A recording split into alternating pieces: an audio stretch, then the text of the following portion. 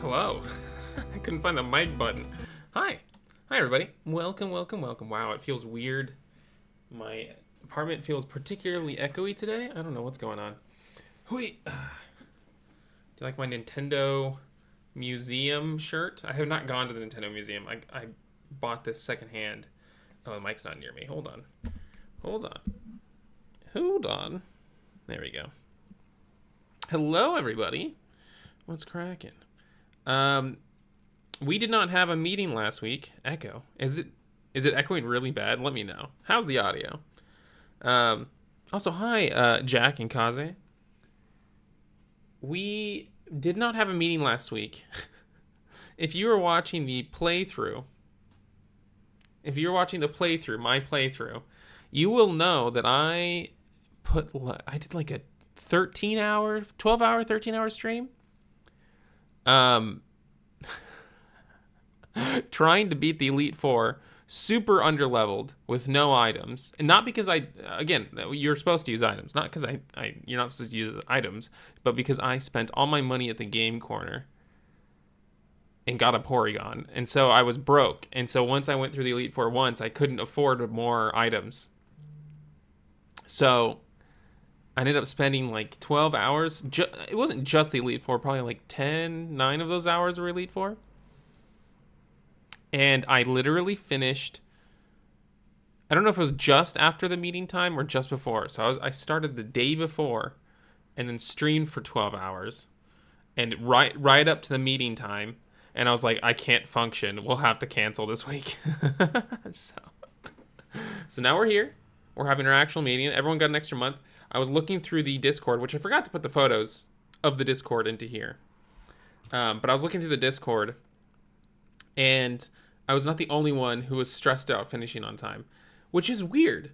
No, which is good and weird, and it kind of brings up a topic we need to talk about. I think maybe, granted, this is only a problem for Pokemon, and maybe only a problem for like the earliest Pokemon. But, like, 2 badges, if you're taking the game, I wouldn't say seriously, but, like, if you're engaging in the game, 2 badges a week was a hard thing. We were like, oh, we'll just do the Elite Four this time. And that ended up becoming its own thing. Nice GameCube shirt, thank you. It was, like, 12 or so minutes after the meeting time, I believe. Yeah, and I was like, I can't. Like, I was, like, dizzy. I was like, I can't do it. And so we skipped that week. And then I ended up being really busy this week anyways. And so I wouldn't have been able to play anything, and we would have had the same problem. So I'm glad we skipped it. But yeah, I was not the only one in the Discord that was like stressed for finishing on time, which I was relieved. I was like, am I just really slow? I mean, granted, I was, I don't think it took anyone else 12 hours to beat the Elite Four. I just was stubborn and refused to go grind. Mainly because grinding is boring. Maybe that's why I'm so against it. Well, I'm kind of just against it because you don't get to experience the game first and foremost. At least the intended way, right? You obviously get to play the game. But yeah, I get bored of grinding, so I don't like doing it. So I was like, okay, well, I'm just going to figure out a strategy, which actually, the thing I'm probably most excited to talk about is like the strategies that I found out that the Elite Four members did, which I never realized before because I used to just press A to win, right? Very first time I ever played Pokemon, I had a Zapdos on my team and a Charizard that was like level 80. You know what I mean? And like a Pikachu that was, I think, level 80 something. Because, when you're a kid and it's like your only game, you just keep playing. Like, you know what I mean? Like, you don't just beeline for the end. This is my first game ever, and I had yellow, by the way.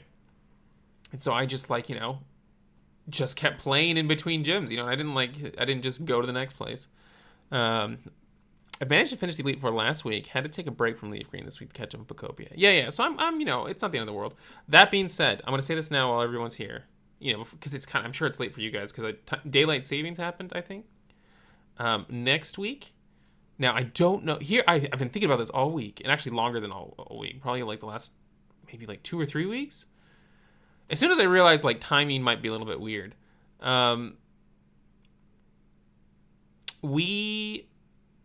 The next week, it will be our last week. It's 9 p.m. Do you know what your Pokemon are? What is that, a reference to something? Is that a reference to something? Is that like Pokemon channel that I'm forgetting about?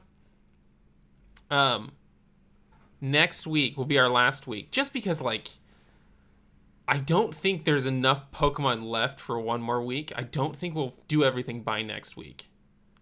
But I don't think there's, like, I think there's, like, spoilers. You get the ticket to go see Deoxys, right? That's, like, I'm looking forward to, like, a ton. I will stream that. But, like, that's not, like, a meeting amount of time. Right? Maybe we could, like, do a mini meeting or something. But I think what we'll do is we'll just play. I don't know if it happens before the rest of the Sevio Islands or after. But I think next week will be our last week. And the goal is simply to do Mewtwo, get to Mewtwo, and then just play as much as you can after that. because I have no idea how long that's going to take. You know what I mean? Like, I have no idea how long the City Islands take. I have no idea how long Mewtwo takes. I have no idea if you did everything in post game. I have no idea how long that'll take. You know, some people who finished last week might have wanted to go ahead this week, right? Because we canceled last week, so they might have wanted to go ahead this week. So if you just beat the rest of the game, that's great. So I think that's the goal, is just Mewtwo and as far as you can get. The reason I'm saying Mewtwo is because there's something I've always kind of known but never had confirmation on. The script of FireRed and LeafGreen is the original Red and Green. Like, not even Red and Blue in America, but like a translated version of Red and Green, right? So the only thing different is like the new characters that got added. Like the new dialogue, the new scenarios. Like occasionally someone will do a double battle, right? Like I assume that's new dialogue, right? But there's a Did You Know gaming video that just came out, and they found an interview where they're just like, yeah, we didn't touch the script. That was like our one rule, is not to touch the script. So in a way, this is more as far as what we're doing, which is like paying attention to the story. Obviously, the gameplay aspect of it has changed, but as far as the story goes, we essentially just did the Red and Green book club. Do you know what I mean? And the reason that's relevant is because once we hit Mewtwo, that's we've finished the Red and Green book club. Granted, we'll still do a Red and Green book club because there's still differences, right? Maybe it'll be like a yellow book club. They also said Fire Red and Leaf Green was meant to be more for girls originally, just further proving your peach theory. No. I mean, obviously Leaf's there, right? But I think what they meant is just like, what do they say in the video that like, and this is, dated 90s stuff, 2000s stuff, but they're like, oh yeah, girls don't have time to sit down in long sessions. And I'm sure like there's some market research that does kind of indicate that, but I'm sure a lot of that's because of like societal structure and et cetera, et cetera, et cetera, right? I'm saying it doesn't have to be that way, but I'm sure there's some truth to that at the time. And I don't think that's what I don't. That's not what I think, right? Leaf is peach and made red peach as well. I mean, yeah, you're right. Was curious if you watched that video, if you were considering it as spoilers. Glad you watched it. Yes, because we're at the end, right? Yeah. So basically, we just did the Red and Green book club, which I didn't like. I knew the Pokedex entries were the same, but I never like quite like. I knew there was some carryover in the dialogue because I remembered the dialogue from the past, right? But yeah, that was essentially the Red and Green book club. We just did it. so like, yeah, as soon as whatever it takes to finish Mewtwo, like that's just really the end of the game, right?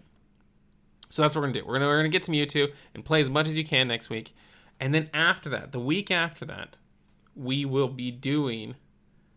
I think I'm gonna try to track down Pokemon Origins, which is the basically the first game universe anime we got, game accurate. Ever since then, we've gotten lots more game universe anime and a lot more game accurate. Like it's gotten more and more accurate to the point where they have like actual tie-in anime, right? But it was like the first effort to do a game accurate anime for like the mature audience. Right, and I don't mean mature as in like rated M for mature. There's sex and blood and violence and stuff. I mean like the people that grew up with Pokemon. They're like, oh, this is a new initiative. I think it was during X and Y. They're like, this is the new initiative for us to start like gearing towards older fans, right? And for the whole game. What do you mean for the whole game? Like Origins is? Yes. I mean, yeah, yes, more or less. So yeah, I think next week is our last week. Just get to Mewtwo and just go as far as you can after that. And then, unfortunately, you're gonna kind of be dictated by how far I get, because I don't want to know spoilers, right? So like, if you get further than me, we'll find a place where you can dump your thoughts, right? Like, oh, I already know the place you can dump your thoughts. I will eventually compile everything into one big video. Oh, and for the whole game, because Generations is just bits of each. That's true. Yeah, we have like Generations, Evolutions, Origins, the Sword and Shield tie-in, The Legends Arceus tie-in. We never got a ZA tie-in, did we? That's weird. I was like waiting for that. We never got that. Did we get that? Or am I just forgetting about it? Maybe we got like one ZA. We did get like one ZA like episode. It was a Poke-Tune. There's some Poke-Tunes that are canon, but we got like a Mega Gardevoir Poke-Tune.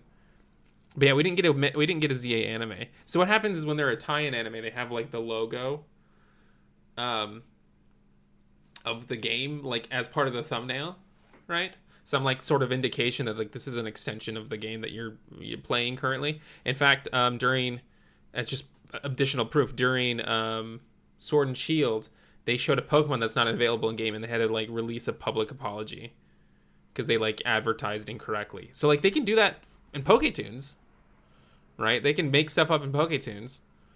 But when it was like a game tie-in anime. Oh, and there's the black and white trailer. I feel like that was one of the very first like game anime, right? The Oras trailer.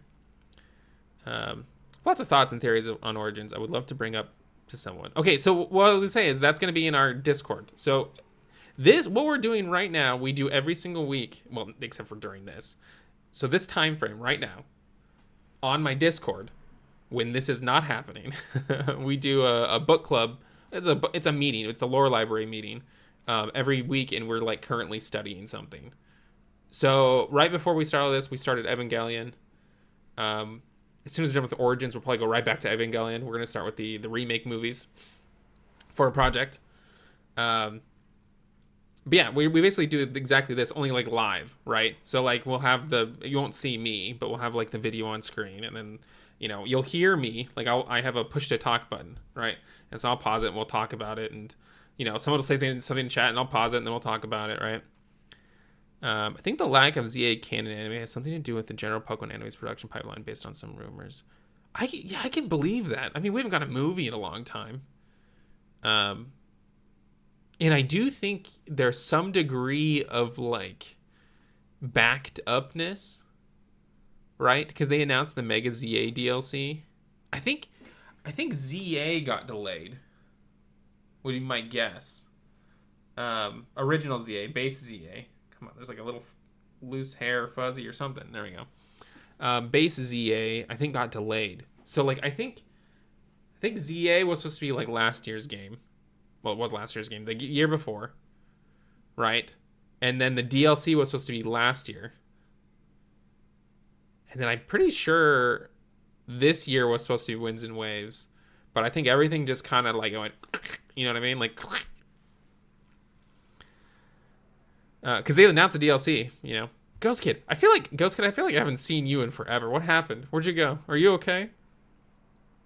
Not that like, you owe me any explanation. You don't have to tell me. It's just like, I was like, I haven't talked to Ghost Kid in a long time. Allegedly, they're making a new anime that's supposed to please older fans. I think that would have been ZA anime because in some shape or form. Oop. Maybe it's because I'm not streaming. Maybe that's just it. Maybe I'm just like, I haven't streamed in such a long time. It feels like a long time since I've talked to like the people I see in chat, right? If you're not like talking to me on Twitter or Blue Sky. Yeah, I don't know. The tie-in anime are usually short. I think that, and they're always like pushed off to somebody else. Like I think we got like a Studio Peridot one or something. Pokemon Concierge pleases me enough. I mean, that's great. I love Pokemon Concierge. As far as like adult anime goes, yeah, I like Pokemon Concierge. Something interesting about Origins is the characters are like remake characters, but it's a red and green story, like very explicitly.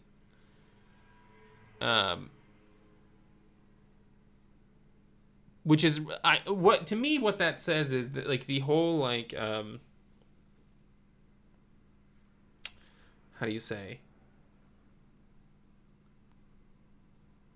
like the whole this is a discussion for stay tuned for join my Patreon. Join my Patreon. We will talk about this when we watch the movie. Okay. I like almost went off on a whole. We got stuff to do. What am I doing? um. Anyways, shall we begin? I gotta find out where we left off. I don't even remember. Yeah. Okay, so it's one island. So I hadn't done one island yet. So I assume here. Yeah. Yeah.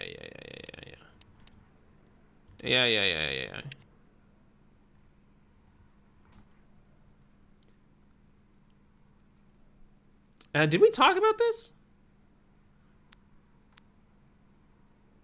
Oh, no. So this is... I haven't beaten it yet. Oh, no, I did. It might just be another recap. So maybe that's just where I left off. Yeah. So we're going on the one island. Oh, no. We did one island. Did we?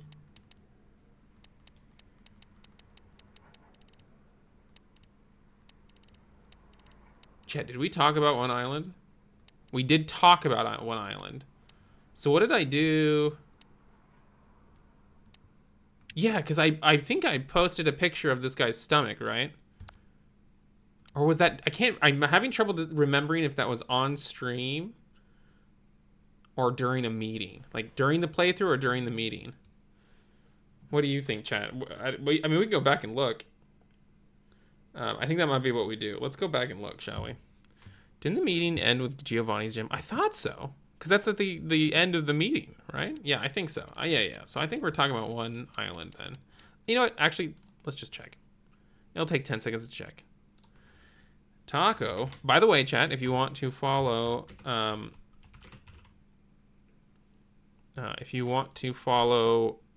playthrough and like for VODs, go to Taco Space Lore Library. It doesn't have Taco in the Lore Library name. It just says Lore Library Archive, I think. Please hold. Man, I would have missed this. I like doing this. This is a lot of fun. Okay, so I am now looking at the VOD. You can hear the music. I'm talking.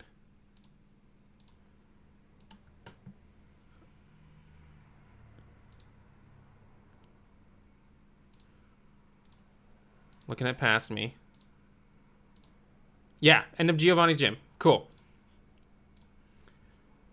Taco skip the Tri-Island, says straight to Giovanni. Yeah. Yep. Everyone's there. All right, everyone knows. Okay. Everyone agrees. So I beat Giovanni. Oh, and this guy. So I think some of them had... Either none of them have dialogue or some of them had dialogue.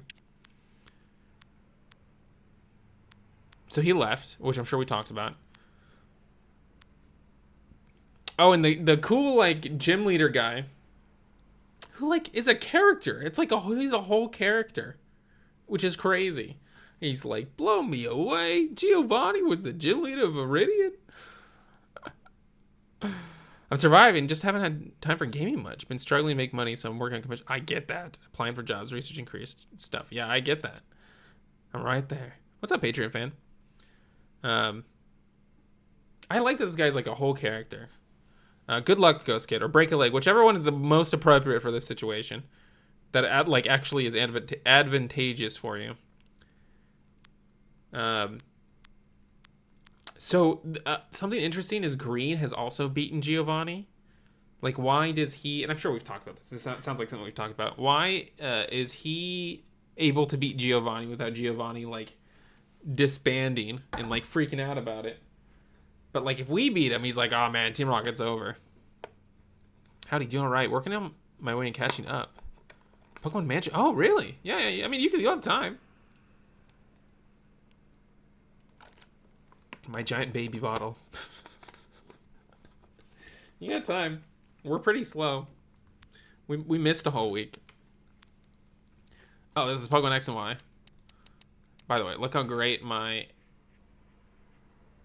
No, sorry, Z and A. ZA?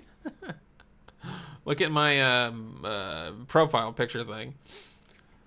She's holding me? No, I'm behind her. She's annoyed. She's like, I don't want to take a picture with this loser.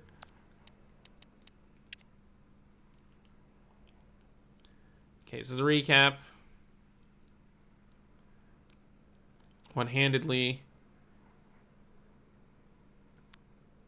All right, so we're going to go talk to Bill now. Great photo. Thank you. Set sail to one island? Yes. Okay, okay. He sent it specifically here to Cinnabar to pick me up. So that's basically saying, like, we will not return here next time. Welcome to one island. There are several islands here, and this is one of them. My friend Celio sent the boat to fetch me here. He's in charge of the island's PC network, but he's lonesome. Why am I telling you this now? Let's just go see Celio. Oh, why did I record this?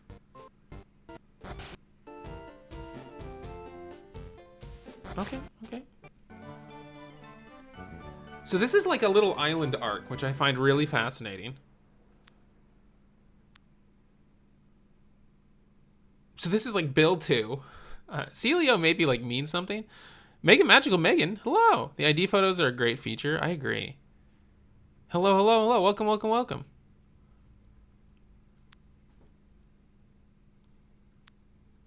This is my buddy Celio. He's one dedicated PC maniac. This is Taco, a rising contender as the Pokemon champ. I wonder if you do this after the Elite Four, if the dialogue changes. It's odd that Bill lives just 2 towns up from Vermilion where there's an actual dock. Yet Celio makes him go all the way to Cinnabar. Oh yeah, maybe there's a reason he's there? I mean, like, it doesn't have to be a reason. He could already be here. Let's see. Let's go back and see if there's anything that, like, indicates. He says something. I think when you see him, I mean, we got photographic evidence, right? We can go check.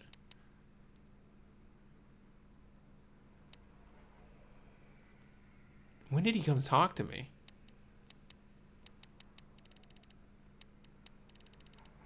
I assume before this, right?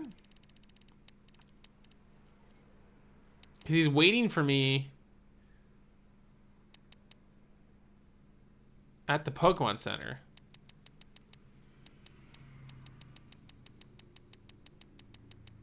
Oh, it must be after Blaine. Huh? Hey, if it isn't Taco. So he's already here.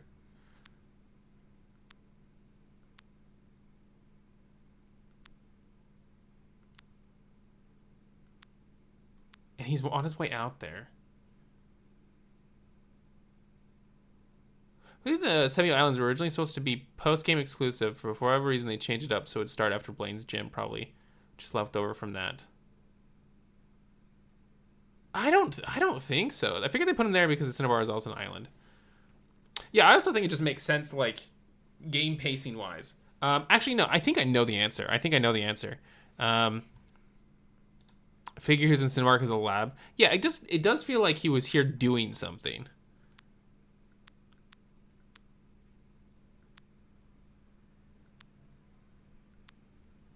Yeah, it sounds like he was just here doing something. Granted, like, you know, my investment in figuring this out is a little less than the original game. Does that make sense? Like, the new content, like, you know, it's part of the book club. I'm still going to be paying attention to it.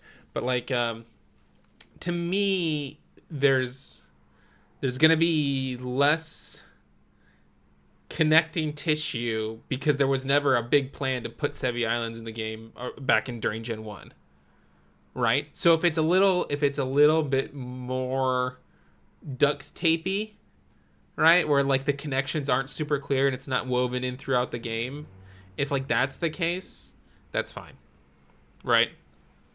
Bring it up because it's happening now, but a big picture wise, I only tangentially care. Yeah. No, I know totally what you mean.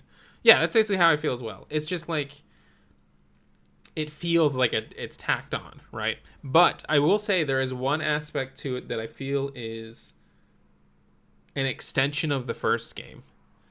And why I think it's happening here. Someone in the Discord was asking where Moltres is. which we later find out, skipping ahead a little bit, got moved from Victory Road to Mount Ember. So we're on Mount Ember. I'm skipping to Mount Ember just to talk about this specific thing. Where the heck is it? Did I not take a picture of it? No way I didn't take a picture of it.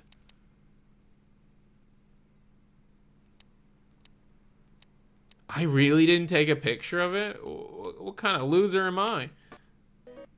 What the heck? Really? No way. I mean, I've got recordings of it. I guess I didn't take a picture of it. So anyways, he's all the way up there. He's at the top. Okay. I loved the Civvy Island so much as a kid. I'm sad they were never revisited. Well, I do feel like they are tacked on, and I think that's why. Like, they aren't part of the canon experience. So, Pokemon has a history, and I totally get it, because it's like almost like a person's or a collective amount of people's vision, right? And they like try not to touch that too much.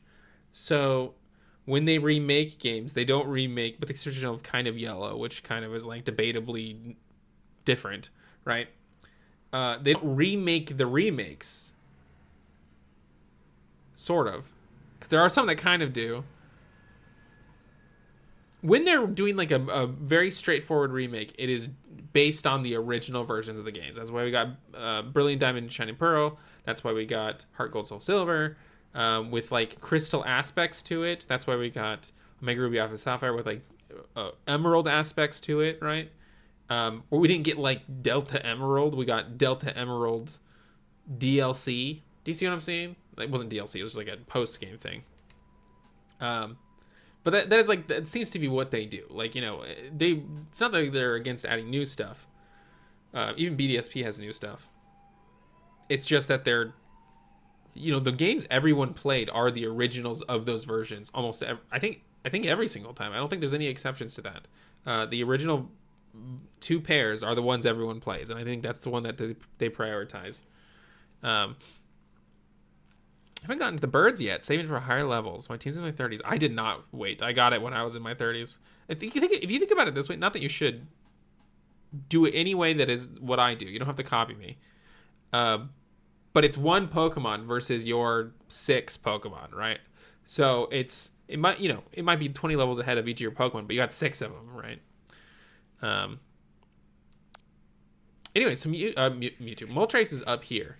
And so the reason I think one island starts when you're in Cinnabar is because it's like the rest of Cinnabar. In the game, it's technically a different island, right? But Cinnabar, the real life version of Cinnabar, and the text in the game is that Cinnabar is a volcanic island. In the real life version, it's called Oshima. Oshima has a big volcano. In the anime, you find, I think Moltres is like this is going off very vague memories. I've not rewatched it in decades, but my memories is that Moltres is on the volcano, right? Articuno is the Seafoam Islands where there's ice. There's ice, right? Yes.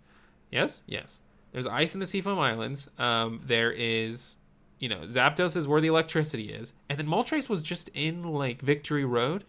It's like Moltres didn't have a home, right? So when it's time to do the Moltres' turn in the game, they gave you a little bit of the islands as like the rest of Cinnabar. Because when you go do Mount Ember, it just feels like Cinnabar. At least, in my perspective of having to actually been to the real place. That's how it comes across. It's like, oh, this is now the rest. This is the volcano. Like, it makes perfect sense that Moltres was there. I found a quote in a certain Pokemon game about exactly that earlier today. Should I not ask? I understand how they're sort of added as a remake and not as part of the original, especially because they're there to introduce the missing Gen 2 Pokemon post-game. Yeah, kind of, yeah. I think it was an X and Y where they find Moltres in the volcano. It's funny how many people forget Moltres' location. I forgot it. I was like, where was it originally? In my mind, it was on a volcano, right? So for games like Johto, the 70 islands are not necessarily needed because Gen 2 mons are available. Well, see, I don't think that... I think the Gen 2 mons are like a nice bonus. And I think it was a priority in a sense, But I don't think the Sevi Islands existed specifically to have Gen 2 Pokemon. While chasing the OG anime was only mentioned at the Indigo League, as its flames uses a torch. Interesting. It's meta commentary if you care about that. Like it's commentary outside of the game, or it's commentary inside of the game. And if it's inside of the game, tell me what game it is, and then I'll decide if I want to know anymore. So yeah, that's where it almost feels like a fix. It almost feels like, there was like some degree of limitation of the original Heart Gold. Oh yeah, I don't want to know. We'll get there eventually. Here's the secret. I'm only like 2/3 through Heart Gold. I never finished it. Heart Gold, I never finished. I was playing it on a camping trip as a kid, and then the camping trip was over before I finished it, and then I never finished it. I really like it. But I never finished it. And so my memories are like of like 20 years ago or however long ago it came out, and then incomplete because I never finished it. Moltres is originally Victory Road, so its ties to Indigo League in the anime makes sense. Oh, good point. That's fair. Not specifically for that, but it does factor in, I think, since Gen 3 was the one where they split from the previous two in terms of collecting. Oh, yes, I know what you mean. Yep. Yeah, so like, I don't think it was like a happy accident that they included Pokemon you can't get in the main game in the save. We're too far. We haven't gotten there yet, actually, now that I think about it. We haven't gotten there yet. We're just on 1 through 3 where there is no other Pokemon. But yeah, I think it was like, a multi-tiered reasoning. But we'll put a pin in that because that doesn't exist yet. So we got like Build 2. So it really is like a little mini Kanto, which I find super interesting. You're not like restarting your journey. Actually, it's not even like a mini Kanto. It's like a mini Gen 3. We're gonna talk to them in a second. The NPCs suddenly turn into Kanto versions of Gen 3 NPCs. Where's another example? This is Crush Girl, right? Oh, we got the Rangers. Look at her cool hairstyle. So cool. So yes, there is Gen 2 Pokemon, but it's like it turns into like even like the Hot Springs, right? That's like a Gen 3 thing. Right? I just find that super fascinating. So it's more of like, it's like how Oras is a little bit of X and Y at the end. Do you know what I mean? This game was like the first to do it. This has a little bit of Gen 3 at the end. The design of the huge machine, same. This thing. So let's read what they were talking about, because they actually had a long dialogue, and we'll talk about it in a second, but they had a lot of dialogue. It's like an amalgamation of all 3 gens at the time. Yes. Like the environment is Gen 3. Environment, like people, are like Gen 3. Obviously the Pokemon are like Gen 2 because it's like the missing piece, right? Because you play Gen 3 and you play Gen 1. So like Gen 2 are the missing piece, right? Also Coliseum and stuff like that. And then like, obviously the context is Kanto, right? Yeah, the Hot Springs were Ruby Sapphire first. Yeah. So like it really kind of ties everything in. The thing is, like, a lot of this game is like not necessarily an afterthought, but like it seems like it was a almost like a training exercise. It's not like they didn't care, but it sounded like this was like their they were building up. Is this a shadow? Yes, it's a shadow. I was looking at my Pokopia Switch 2 thing, and I thought this was like a stain. I was like, oh, I got a stain on my Pokopia thing. No. All good.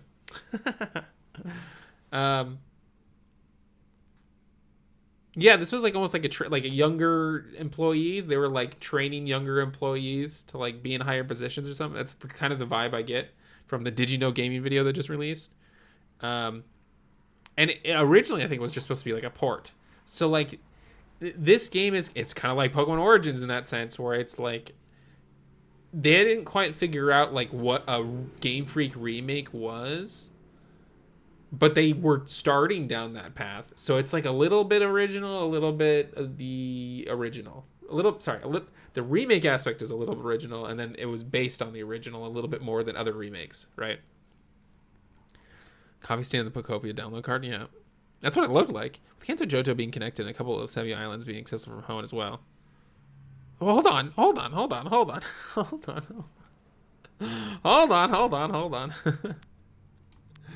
Hang on there. Well, let's not get into spoilers of other games. And I realize thinking back, I realize saying the hot springs and stuff is technically breaking my rules as well. So, I don't know. This is difficult. It's difficult for us all. All right, let's talk to this guy, shall we? I can't believe you came out here. Well, absolutely. How is your research coming along? Oh, wait a sec. Taco, this is my buddy Celio, who's one dedicated PC maniac. Celio, this is Taco, a rising contender as a Pokemon champ, which I wonder changes. I wonder if there's like a secondary dialogue if you're already champ. And he's like, that's really impressive. I hate to say it, but I have zero aptitude for battling. Anyway, I'm glad to meet you. So, bring me up to speed. How's your machine running? It's running fine, but we're too remote out here, which is like an island thing. The PCs on this island just can't link with your PC, Bill. Oh, yeah, okay, let me take a look-see. Hang on here. I think we can make it work. Let me help you out, okay? Taco, I can get you to wait just a little bit. Actually, can I get you to do me a favor? The island next to us, this one, is called 2 Island. There's a guy there that runs a game corner. He has this thing for rare rocks and gems, which does that mean anything? Like, we go give him a rock, a meteorite. But, like, is that a Gen 3 thing that I'm forgetting? Without being, vague about spoilers? Do the any islands have IRL counterparts? Yes, but I feel like the first island is just also Cinnabar Island. I think there's some, like, spatial shenanigans going on. To me, the first island is just like, honestly, I think this is a really good, like, idea of, like, what FireRed and LeafGreen is. They did not touch the original game, right? They just added stuff onto it. So in order to, like, quote unquote, like, finish Cinnabar Island, as in, like, make it closer to, like, what Cinnabar Island was supposed to be, they made it a separate island that is just basically the rest of Cinnabar Island. Does that make sense? So they didn't, like, change Cinnabar Island, but, like, Cinnabar Island, the volcano island, did not have a volcano. And then suddenly, like, this island that matches the description of Cinnabar Island now has a volcano, but it's not Cinnabar Island, right? It's kind of hard to talk about these games when they're explicitly made in the context of Gen 3 having already started. I know. I totally know what you mean. Yeah, I'm tripping. I'm breaking my own rules, right? I think that's a Gen 3 thing. Yeah, like, it's a meteorite, right? Yeah, we'll have to come back to that. Put a pin in this for the Gen 3, because let's just talk about this right now, because this is going to be a short, well, it's not going to be short if we take detours, which we're going to do. Let's talk about this right now. What games do we even want to do a book club on? I think book club should be whatever they announce for NSO. Okay? Until it gets boring. And I hate to say this. I think it do get boring in Gen 4. I think that's like maybe Heart Gold, Soul Silver would be fun. But I think Gen 4 is when it would get boring. Because Gen 4 is very vanilla. It's before they started doing, like, major gimmicks. And it's like when they finally had the Pokemon formula. So there's no, like, mystery to it. Meteors in Gen 1 always make me think of Mount Moon with the Clefairies. Yeah, it kind of is like that, isn't it? Johto and Hoenn, I think, are the best ones to do. Yeah, so I think we're going to do, for Pokemon games, I think we're going to do 1 through 3. And then maybe Heart Gold, Soul Silver, just because I never beat it. And so, like, there's some newness. I mean, like, but we would already... I don't know. Because... if you think about it, we would have just probably done Gen 2, like, if they come out once a year, right? We would have done Gen 2, like, 2 years before. You know what I mean? 3 years before. Oh man, tough. I don't know. I mean, we can play other games too. We don't have to play Pokemon. That's the thing. There's gonna be other games, and I don't want to do book clubs more than like twice a year. I like Sinnoh stuff personally. Yeah, but like it's not. It's already solved. You know what I mean? Like there's not like, what are we gonna have a big discussion about that's not known, right? Um, I think that's the tough part. It's like there's nothing for me to add. It's just exactly what you see, right? And I kind of feel like I did a lot of the stuff during the Legends thing anyway, right? Like we learned more about Arceus and stuff. Um, like even like I feel like the games just get too obvious. Granted, I say that and then I talk about some lore thing that no one knows about, and I get frustrated that I have to explain it. Not because I'm frustrated I have to explain it, but like I'm like people are mad at me, and so I have to like I'm like here's this obvious thing that I thought was obvious, you know. So granted that might be true, but um yeah, I feel like the games that are like unsolved are like maybe Gen 1 through 3 at most. Would still be enjoyable if everyone plays Platinum? No. No. Because it's so just straightforward. I mean, I think it's its strength, right? I think the strength of Gen 4 is that it is like solid, right? It is like it's streamlined. It is like, you know, it's such a Pokemon game that the next generation had to be like, okay, we got to hit the reset button on Gen 5. We got to start from scratch again. Do you see what I'm saying? Like even the Pokemon series recognizes that it's like the most Pokemon game, right? It's the most streamlined Pokemon game. It's the most like expected Pokemon game. Not expected, but like it's the end of that road, right? Then you could say Team Plasma was a stand-in for animal rights controversies surrounding Pokemon on Twitter. Get mad at you for saying it. You could say that, but I also think, oh yeah, no, you could say that. Yes, you could say that, and I think they would get mad. Yeah, true. Um, yeah, Gen 5. I mean, like, here's the thing. I think a Gen 5 book club would work. I really think it's just Gen 4 that is like the least interesting for this sort of thing. Like I have nothing that you can't figure out, right? Um, there's no discussion needed. So a Gen 5 book club would be fun. Anyone saying it, but you specifically saying it, yes, that is also true. If I did say anything, I last night before I went to bed, I was like in bed, and I was just talking about something. I was like, oh, someone was like upset that there was not like a overarching story between Mario Galaxy 1 and Mario Galaxy 2 or Breath of the Wild and Tears of the Kingdom, which I don't agree with the Breath of the Wild Tears of the Kingdom thing. There's lots of it, and I feel like I'm going to have to make a video about it because if people aren't noticing it, like that's clearly something I'm like, okay, well, if no one's going to do it, I'll do it, right? So that aside, Mario Galaxy 2, people were upset there's no overarching story between the two. I'm like, well, there's more than one way something can be a sequel. You know, if you just like look at the box art of both of them, they're very clearly like, this is Mario Galaxy and this is the second Mario Galaxy, right? Like, this isn't, Mario 3D Land. This isn't Mario Land on the Game Boy, right? Like, this isn't Odyssey 7, this is clearly Galaxy 2, right? So, like, first of all, there's more than one way you can do a sequel other than, like, saying, like, this, like, a character walking on screen and being like, this happened in the last game. You know what I mean? Like, there's more than one way. But also, Nintendo's whole thing is that, for, like, games like Mario, is that, like, every game can be someone's first. And they're not going to lock people out because that's, like, the big series, right? They're not going to be like, you can't play this. You're not allowed to. You have to go get a GameCube and an N64 and play all the other Mario games before you play this one, right? They're never going to do that. And I feel like that's obvious. So I had mentioned, this is just me venting at this point. It'll wrap up to the Pokemon in a second.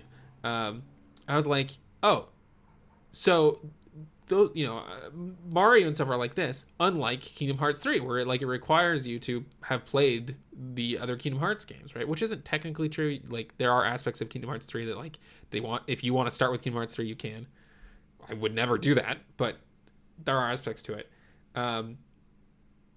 So I literally said, oh, like, you got to play the first 3 Kingdom Hearts games. You can't just jump in the middle, and you'd be confused. And It's still happening right now. Kingdom Hearts fans are mad at me for saying that. They're like, why would you start at any game before 3? Does this guy hate video games? I'm like, but that's what I said. I'm not saying don't do that. What are you talking about? I literally said, like, you have to play the other games too. So they're agreeing with me, but like in an angry way, and I don't know what's going on. Very weird. So, back around to Pokemon. Yes, I could say what the themes are of Black and White 2. Something obvious to everyone. Theoretically obvious to everyone. And people would just disagree with me because that's all they know how to do. They just want to, I guess. Yes, everyone on Twitter pretending that everyone who bought and played Fallout 4 upon release went back and played Fallout 1 and 2 on the PC because nobody played the sequels first. Exactly. Yeah, so weird. I mean, like, granted, Kingdom Hearts 3 is particularly the reason I used it. It is particularly convoluted if you have not played the previous games. Which, hey, more power to it. Like, I like the whole spectrum of, like, required research, right? Like, I love games that, like, you have to play all of them. I love games that you have to play. That doesn't matter. You know what I mean? Like, I don't have to play every single Tetris to play the new Tetris, right? Like, that's like the opposite, the opposite end of the spectrum. It's the opposite of Kingdom Hearts, right? It's just Xenoblade that's being the whole MCU and ties everything together. I think so people are saying, I have not played any Xenoblade, but people said there's, like, you can jump in on any Xenoblade. Not that there's not connections that, like, you know, are important, but just that, like, you know, you start a new protagonist and it's like a new story for the majority of it, you know, stuff like that. I don't know if it's true, but this morning I heard someone say that Miyamoto didn't like the story in Galaxy 1 and Impacted 2. It's like a long running internet rumor, and it feels like it's like there's like it's like a half truth, right? Because he was the one that, like, apparently he used to be, like, known as Mr. Story when it came to, like, Zelda and stuff. Like, Ocarina of Time is, like, under his watchful eye, right? Like, him adding, like, context and story to games is actually, like, what made Nintendo games, like, known. So, like, when there wasn't any story in games, like, he added context, right, to the games he was playing. And, like, that was, like, a big deal back in the day. So I'd have to, like, go back and that'd be something I have to, like, go back and research what he actually meant. But yeah, it's like a half truth where, like, maybe he was like, well, you don't really, like, this specific game doesn't need more story, or like, maybe he's, like, against, like, cutscenes or something. I don't remember what it was. But, like, he's fine with story as long as it doesn't get in the way of gameplay or something, some degree of something like that, where it's like, yeah, he's in a way he's against, like, certain types of story, but it's not that he's against story, you know, something like that, right? People like playing Kingdom Hearts games, even the non-number ones. Yeah, for a long time, people were like, and then we're definitely done talking about this because we got to move on. For a while, people skipped the middle games, and then were upset that, like, skipped on purpose the middle games. Well, sort of on purpose. I can understand where they're coming from because it was on different consoles. But they, like, refused to go out of their way to play them, even when, like, you know, when the collection started coming out. And we just skip to the numbered games and then be upset that none of it made sense. That was definitely a thing for a while. Internet rumors are all over the place. Yes. And I feel like I have been on the receiving end of some of those, so I get it now. We'll keep in touch, being fellow maniacs. So I get it. So the rock guy is a maniac as well. Can I get you to deliver this meteorite to him? And, like, that's not just, like, a rock. Like, that's a rock. You know what I mean? Full Media Alchemist. That's a good username. What's up? Taco, if you're going to 2 Island, please take this. Try pass. 1, 2, and 3. Town map. Say hi to the guy for me.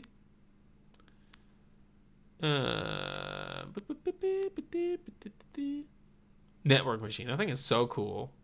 Pokemon storage is under adjustment. Pallet Town, I don't know it. On this island, there's an enormous volcano. Yeah, to me, this just feels like DLC to Cinnabar Island specifically, and that's why it happens then, right? So, like, I don't think they have a reason for Bill to be here other than to facilitate you continuing on. Like, I think you're definitely supposed to play this before you go on. That also makes me think another reason this exists now is because there's no battling buffer Or there's no like leveling up happening between Blaine and Giovanni. Was that Brandon J? Wait, what? Oh, you're playing someone in chat. I'm like, you're already here. What are you talking about? I think the reason the first 3 islands happen here is so you can level up to be strong enough to beat Giovanni. Because otherwise the only people you see are like the 5 swimmers between you and Pallet Town. See, then you would have to like go all around and like grind, whatever, or like, experience the game more, which I don't think is a problem. But I think this is like a pace thing where they're just like, oh, we're going to get you the rest of the way there if you take this detour. Do you see what I'm saying? Do we think, I actually want someone's input on this. Do you think that's what's going on? That's how I'm interpreting it, is that A, it's the rest of Cinnabar Island in like a real sense, and B, it's there to like get you to Giovanni's level between Blaine, because otherwise there's nothing. We all in agreement in that. While you guys are typing, I'm going to drink some water. It's cloudy today. It's been raining like for weeks, with the exception of like 2 days. Has more experience without interrupting the natural route from Cinnabar back to Viridian. Yeah. Makes sense? Yeah. I think so too.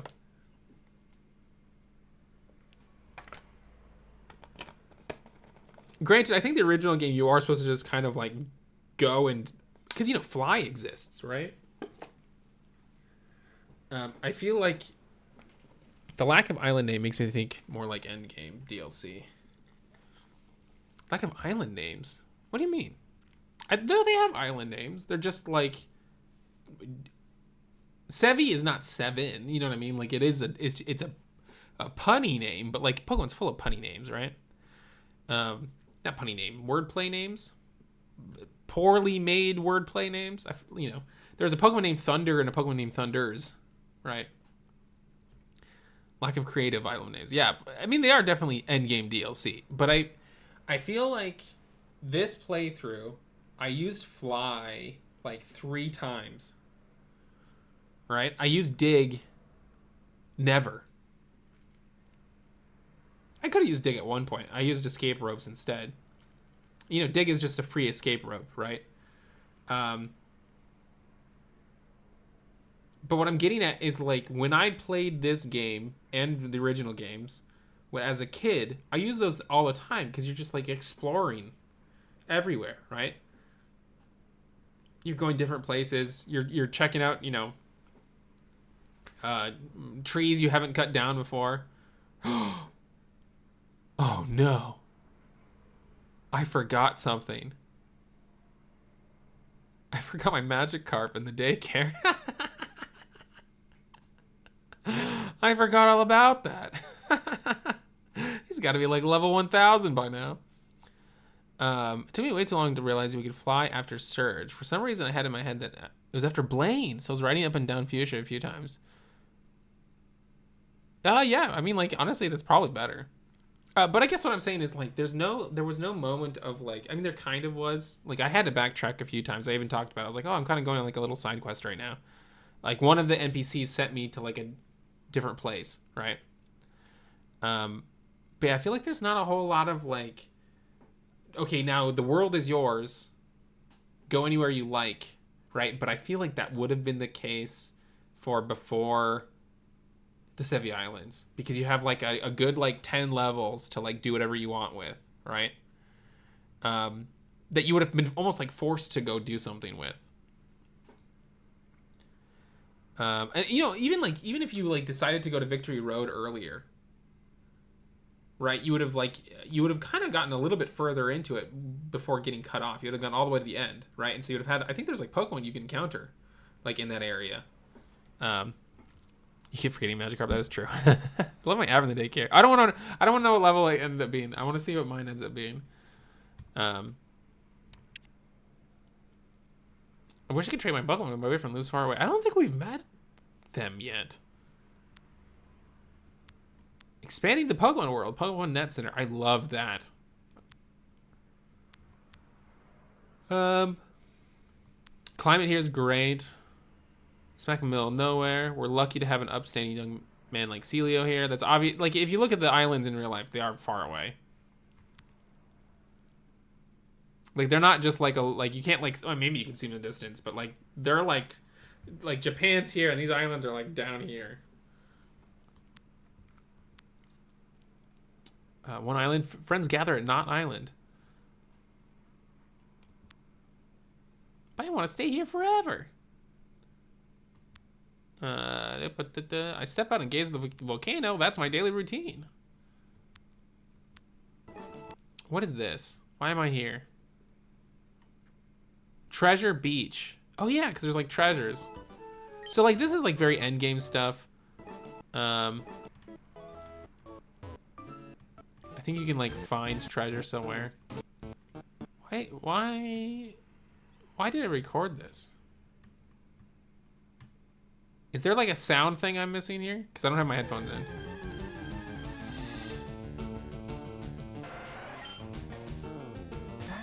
Are they like the same cry or something? I can't hear. So this is just like a place to get more items that like show up regularly, right? That's a very end game type of thing. Like Animal Crossing does that.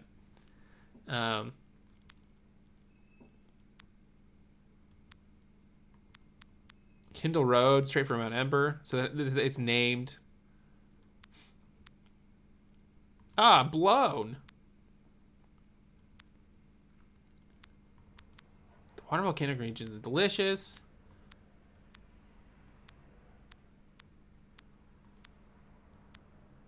So if you surf all the time, you should swim some.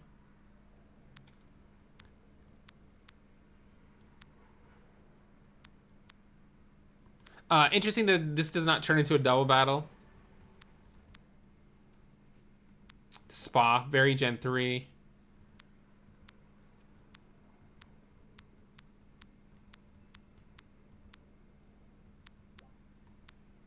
Oh, this guy like made it? Hot springs go hand in hand with volcanoes. The Ember Spa here, well, I made it years ago. I hewed the pool right out of a gigantic boulder by hand. I was using this at the time. I suppose I can part with it. Shadows boulders. Which I didn't do any of. Mount Ember. Oh, the recap went through the entire conversation. I couldn't record the whole thing. That entire thing we talked about, they go through the entire thing in the recap. The entire thing.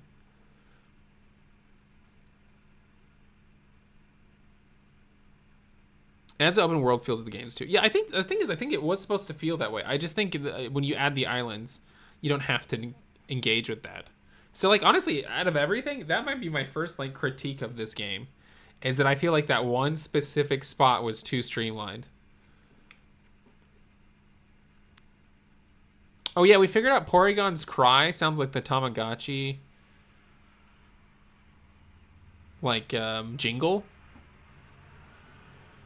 Almost exactly, if not exactly. Oh, I didn't get this. You're in the way, get lost. I mean, we still have other islands, so no spoilers. I couldn't find whatever treasure they were looking for. They're like, oh, there's a treasure right here. Maybe like if they leave or later, I can like get the treasure.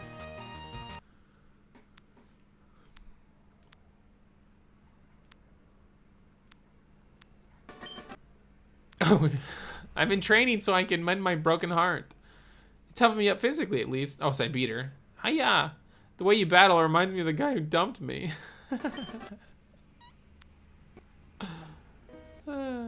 Oops. One legendary bird Pokemon. Those seeing it are overwhelmed by its orange wings that seem to be on fire. It's supposedly an inactive volcano. However, there are persistent reports the peak blazes the fire at night, which is, you know, Moltres. Again, like, you know, adding Moltres to a, like, they didn't touch the original game, right? I think that might be the only time they like made a major change to the game. I haven't seen those Rocky Grunts when I did Mount Ember as intended. Oh, like you did Mount Ember beforehand and they weren't there? Oh, we like checked the map descriptions. Someone had mentioned map descriptions being a thing. Deep and sprawling forest that extends around Viridian City. Its natural maze, many people get lost inside. Diglett's Cave, seemingly plain tunnel that was dug by a wild Diglett. Mount Moon, a mystical mountain that is known for its frequent meteor falls. The shards of stars that fall here are known as moonstones. Really, Kaze? That's so interesting. So they weren't there originally. Interesting. Rock tunnel, a naturally formed underground tunnel. Because it has not been developed, it is inky dark inside. A light is needed to get through. Power plant. A power plant that was abandoned years ago, though some of the machines still work. It is infested with electric Pokemon. There's a story here. What is the story here? Why is the power plant abandoned? In real life, it's not abandoned. At least not anymore. I have also been to this power plant. Let's look up the history.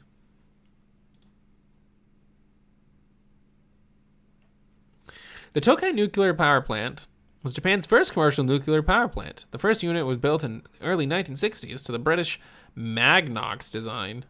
It generated power from 1966 until it was decommissioned in 1998.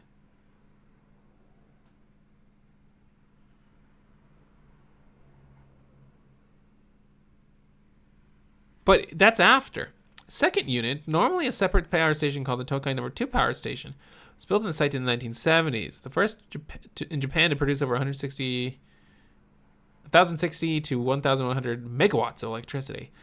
The site is located in Tokai in the Naka district in Ibaraki Prefecture, Japan, and is operated by the Japan Atomic Power Company. The plant has not been operational since the reactor shut down automatically due to the 2011 Tohoku earthquake. Obviously, that doesn't apply to what we're looking at. So it decommissioned in 1998, but like that's after Pokemon.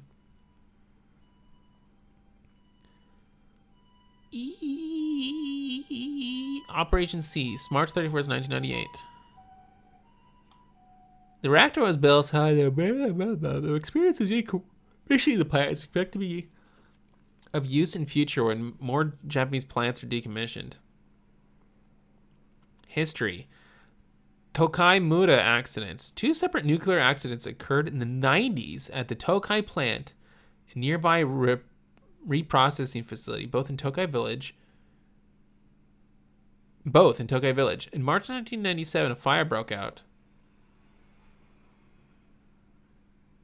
What's the first one then? Second more serious.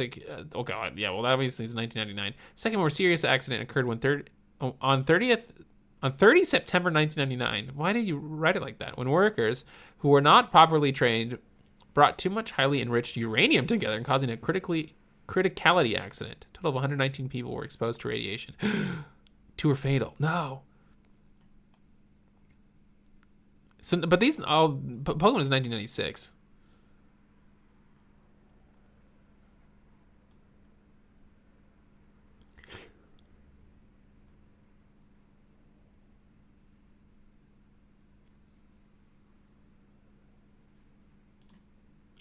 I don't know then. Pokemon predict the future. I guess so. I always liked how optional the power plant was. Me too. What do you think it is then? What's the story here? Is it just like a sci-fi trope? Like, oh, we want to put Pokemon in here? We want to put sci-fi Pokemon in here? Maybe a different power plant got, like, maybe they just, like, there's another power plant issue somewhere else, and they're just like, okay, let's just insert this here and this power plant here. I realized it was supposed to be a nuclear power plant. Well, I don't know if it's supposed to be. Well, I guess it is, because it's based on a real one. So I guess it is supposed to be a nuclear power plant. Yeah, maybe it's just like a...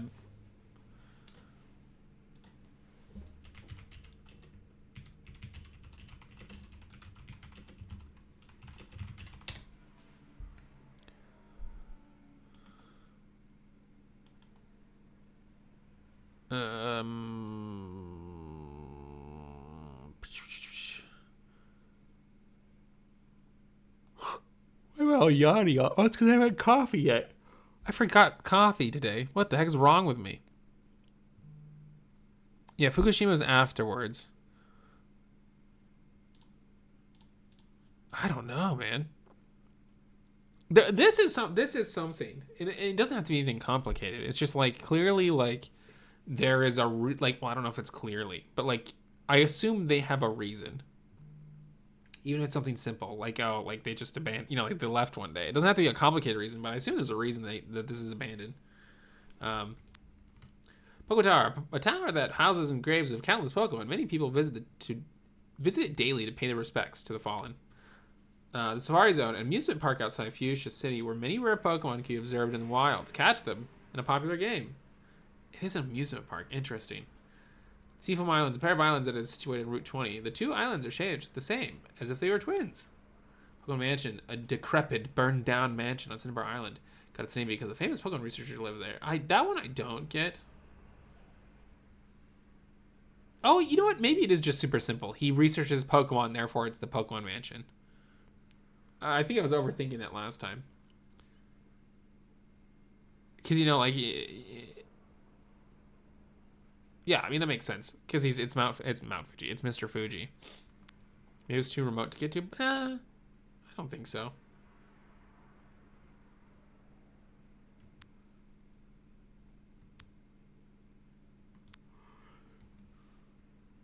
There's an old woman who lives in the cottage out in the Cape. She gives the eye to Pokemon. It's a bit unnerving. Not too many people live on Two Island. There's an old lady who lives in the Cape. She's been there since I don't know when. Have you visited the game corner already? He started up a shop with his younger brother. Great Ball and Freshwater. Skip and Chomp. Oh, there's like the whole Lost Stell thing, which is just silly because she's a character that is lost. So we have to go find her. That's it. That's the whole joke. I mean, like, she might be a Gen 3 thing, but I don't know that yet. And then these guys show up, the hooligans, the punks. Get your filthy motorbike out of my place. Oh, okay, gotcha. These islands are confusing. And it's the guy that wants the meteor. Let's get saying boing, and so go boing. Do you know that boing? Move Maniac. Was he not in Gen 1? We finally found out where to give the mushrooms to, which is good. I'm glad I didn't get rid of them. I feel like mushrooms now are just a thing you sell. Is that true? Here's like the spiritual lady that gives you like your power moves. So like it's kind of like this feels like the ongoing thing with the Sevi Islands, that they do have they have story to them. And like the whole Lost Stell thing is like a whole storyline, right? But a lot of and I'm sure this is actually probably true for Gen 1 as well, that I'm just kind of not giving the fair amount of criticism to. But a lot of the Sevi Island stuff feels like it's just enough story to get a game mechanic in your hands, right? Like, everyone around is like, oh, there's this lady that gives... It's kind of creepy, all right? She lives here, and she's kind of creepy, and she's just there to give you an attack, right? So it's like not that deep. You don't, like, learn anything about the Pokemon world, right? Don't think the move relearner exists in Gen 1. I believe that. My daughter is constantly lost. That's why her name's Lostel. Yes. Kai names his daughter Lostel. I wonder why she's missing. Yeah. So it's just like, it's an NPC to give you a fun attack, which is like, I'm not complaining about, but I don't feel like the needle has been moved in the Pokemon world, right? She goes,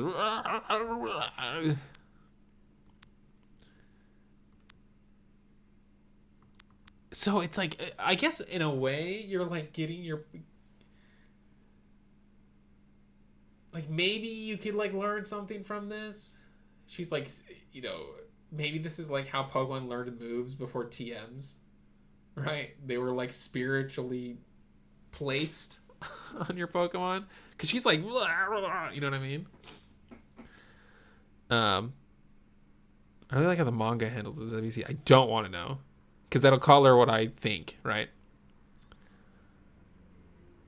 So yeah, I'm like maybe she's like a pre-TM person. She has like, you know, she's the forbidden scrolls of NPC of TMs, right? So it's like this ancient Charizard move. Oh, she made it though.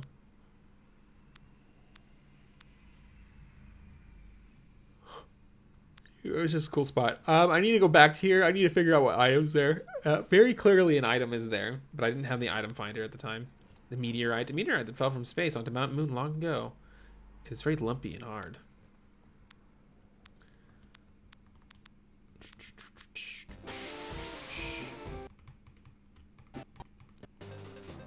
Oh, they're surrounding her. So I like when the NPCs have kind of like a little mini cutscene, right? So they've like trapped this lady. Fork over some spending money, lady. Aye! Who are you? I'll call the police. We're the Kanto Rider Federation. Vroom. Oh, this is funny. We're the Kanto Rider Federation. Vroom. Vroom. Vroom. My bike's wimpy, so I have to make exhaust noises myself. just a good dialogue, man.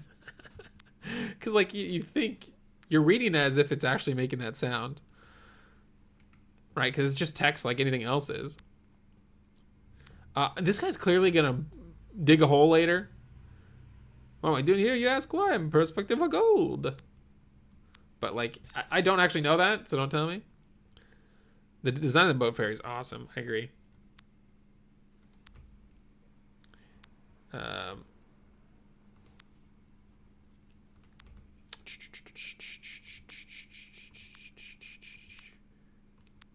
Oh, you can link the PCs now. Rare rocks and gems. Yeah, I wonder what that's about. I wonder if that's a Gen 3 thing. I don't know. So yeah, just like a whole cutscene. I mean, a whole storyline. And you fight them all one by one.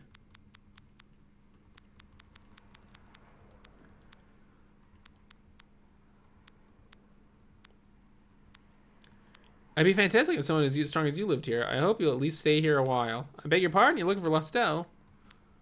Bond Bridge. I wonder what that's about. I want to look at the area names later. I want to go back and look at those later.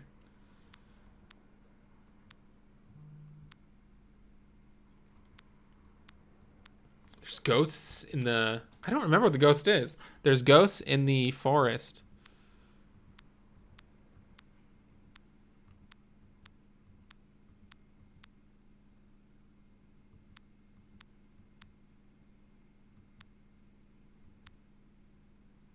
Oh, this guy's trying to use his psychic powers. I heard that she's one cool customer. Beautiful, too. Pray forced ahead. Oh, yeah. Here's another Gen 3 trainer. Aroma Lady. I think that's so cool. I didn't remember her at all. Oh, my gosh. This was so... unexpected, and it makes perfect sense for the time frame, but I must have, like, people have made up jokes like this that like happen in Pokemon, like, oh, where do they keep the Pokeballs, right? This lady just straight up she's like, oh no, don't come here, please stay away from me. You beat her. She's like, okay, you won, now will you please go away? And then a Pokemon bit through her swimsuit. I can't get out of the water. Like, normally I don't really, like, it's not that I don't care about pervy jokes, right? But, like, you know, you play an anime game, you're going to pass a pervy joke, whatever.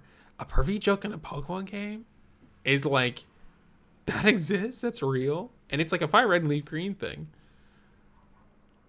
She stays like that I mean, like, everybody stays like that for the rest of the game.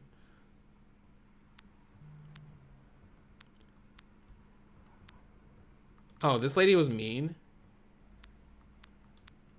She's like, Soggy taking the seed. It tickles my heart. And then you beat her. She's like, it's nasty. Perhaps that reek is your sweaty Pokemon's body odor. What the heck? Yeah, the NPCs in this are fun. You can find berries here. Oh, you find her. Please help. A scary Pokemon appeared a little while ago. It kept scaring. It made Lastel scared. I was too scared to move, but I want to go home. Here it comes again. Go away, it's scaring me. And then what is it? I want my daddy.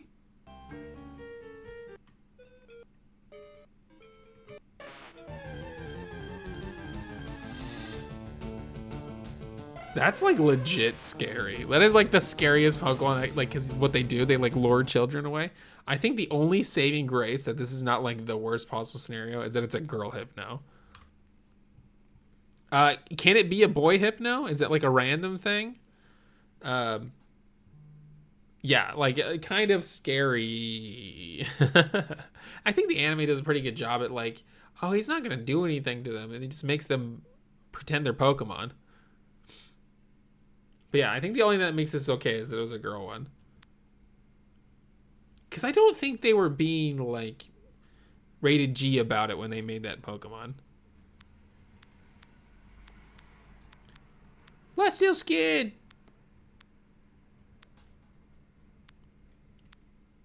And then I think I give the meteorite. We received a moonstone. And I didn't do it, obviously. We got it done.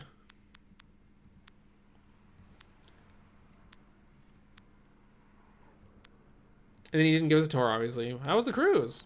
And we can go back to Vermilion Port. I think that's cool. It's like a good use of something that's like over with. That does kind of make the game feel a little bit more open. Oh, and then I faced green on the way there because I forgot to face him on the way, like when you start the game.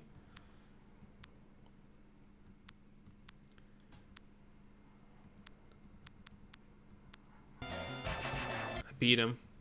Very cool. What? I'm just careless. I'm out of here. Smell you later. All right, Indigo League. Here's when the game kind of just gets like we're done. We're done with the game now. Hypno can be male as well. Oh, interesting. So yeah, I don't think they were trying to like. I think it's just a random Pokemon. I don't think they were trying to cushion the blow, right? I think it just is a Hypno, regardless of which gender it is, right? So yeah, kind of scary actually. Victory Road, very cool. Why is it cut off?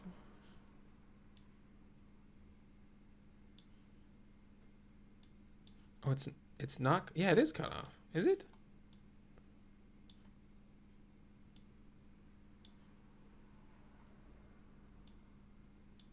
I think my screen was cut off. Just he level scales for you if you don't fight him initially. Interesting. I caught an Onyx.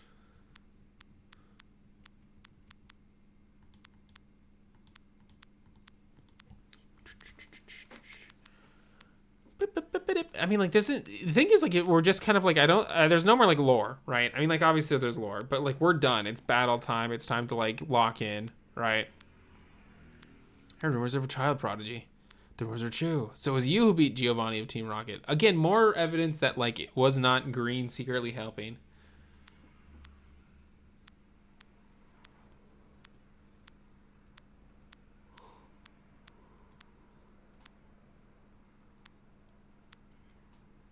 Double Edge. Double Edge being like the last big attack is interesting. Why? Champ in the making of the Pokemon League. You will face Elite Four all in a row. If you lose, you have to start all over again. That's it. Oh, I got the item finder. I found leftovers. Okay, so here we go. I'm fighting the Elite Four.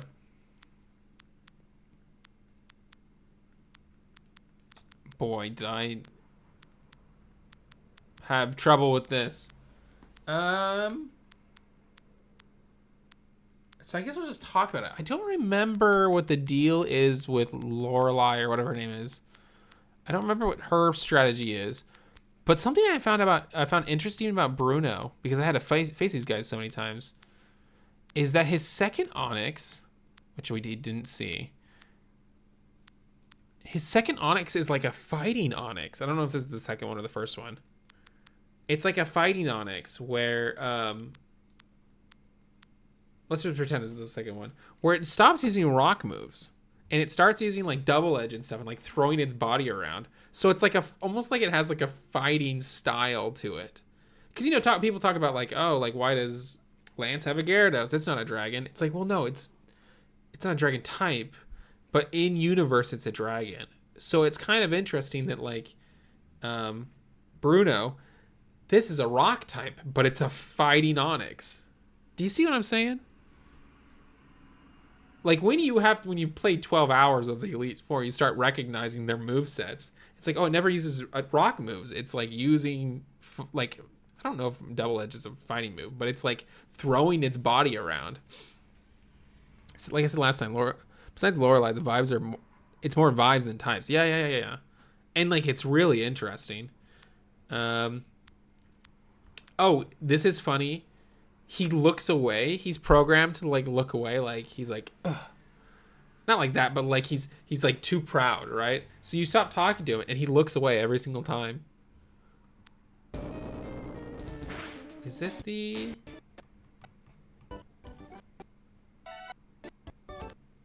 Oh, it's just me winning, I think. Oh, Agatha. This is common lore at this point, but I don't think it was super well known at the time. I hear Oak's taking a lot of interest in you, child. That old Duff was once tough and handsome, but that was decades ago. He's a shadow of his former self. So obviously they were like a thing, right? Now he just wants to fiddle with this Pokedex.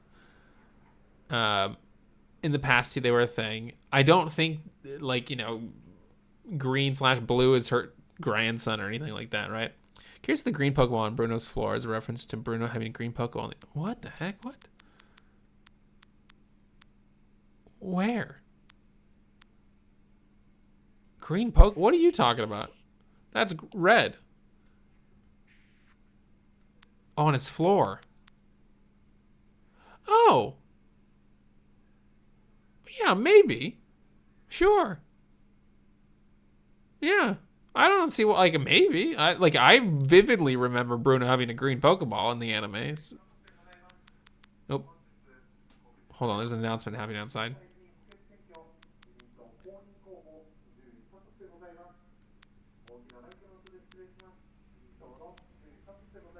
Her whole strategy? Hold. Okay, they've moved on. Her whole strategy is to poison you. Do like double team or whatever to like get out of the way. And then make it so you can never land a hit. So you just die by like being bled out, right? Putting you to sleep, all that stuff. Hypnosis. It's just, she just stalls. That's her whole strategy. So like, yeah, she has like, you know, poison types and ghost types or whatever, but it's like an actual strategy she's using.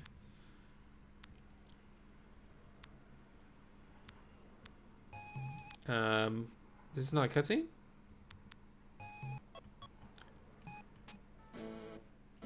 Makes you walk. I think I lose here. Agatha's annoying like that. I kind of like that. I kind of like that she's doing that stuff.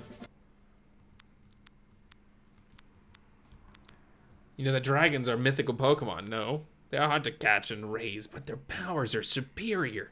They're virtually indestructible. There's no being clever with them. Are you ready to lose? The league challenge starts with me.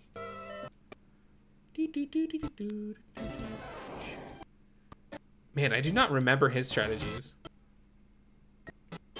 Oh, it's because it's not him. Here's all my different strategies. So I was like 10 levels under leveled. And so I just kept like, I was like eventually I got a little bit of money. So I was like buying waters because they were cheap HP. Right? I did the Versus Seeker. They jump up and down. I think that's really interesting. I have a strong feeling I could win this time. So I guess there's like bonus dialogue to NPCs I gotta go like talk to now. I think it was Errol was like, get the amulet coin so you can actually earn money. Because what was happening is I was losing exactly as much money as I was earning. So I would do the Elite Four without like any potions or anything, and then I would die in the same spot. And so I lose all the money I gained. And so all I was doing was gaining a little bit of experience points each time.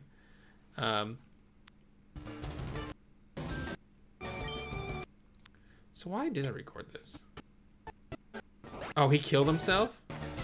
I wasn't gonna win this battle? because none of my attacks would land, and then it killed itself. I was like, oh, thanks. Because of the same issue? Yeah. Super good. Using evasion 100% accurate hypnosis to make you waste resources and time. It's great. She has ghosts, and she tries to turn your Pokemon into ghosts. I guess that's true. Sort of. In a untrue way. I mean, like, I get what you're saying. Yeah, I totally get what you're saying. I almost lost to Agatha if it wasn't for Raichigo and Clutch with Focus Band. That's so fun.